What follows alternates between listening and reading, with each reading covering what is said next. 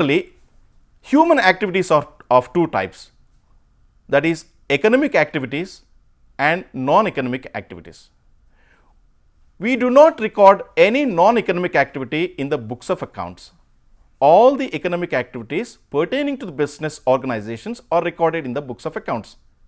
We record the business transactions under two categories. One is personal account and the second one is impersonal account. The impersonal account is again subdivided into nominal account and the real account. The personal account is related to the person. The person can be legal person like a company, like a society, like an organization, charitable organization.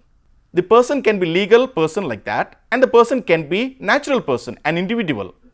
So the accounts related to these two types of persons, natural as well as legal persons, when we maintain accounts for these two types of persons, we call those accounts as personal accounts. Now, in personal accounts, the rule is we always debit the receiver and credit the giver. We always debit the receiver and credit the giver. Now, under the impersonal accounts, let us look at the nominal account. Under the nominal account, all expenses and losses are debited and all incomes and gains are credited. Now, let us look at the real account. All liabilities are credited and all assets are debited. Now, if you look at only the assets account, now debit what comes in and credit what goes out.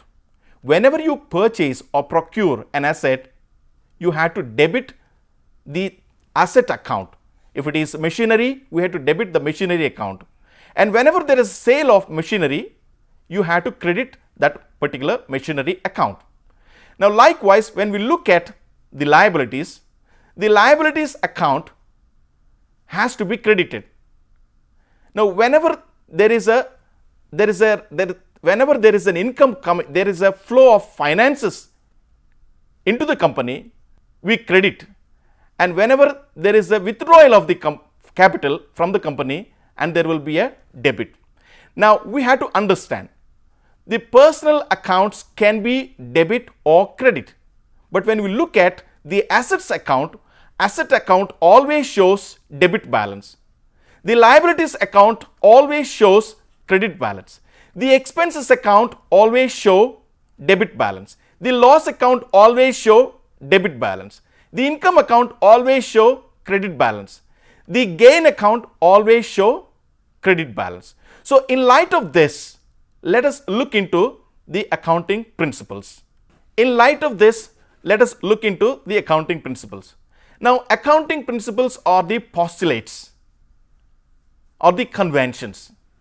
Now, postulates are the concepts and the conventions are the practices prevalent in the business organization. Now, the convention is not mandatory, it is a practice, but the concept is mandatory, it is compulsorily which you have to abide by. So, both concepts and conventions put together is accounting principles. So, we are going to deal with accounting principles in detail one by one, starting with the accounting business entity concept and money measurement concept, accounting period concept, cost concept, going concern concept, dual aspect concept and realization concept, matching concept, accrual concept and followed by the accounting convention.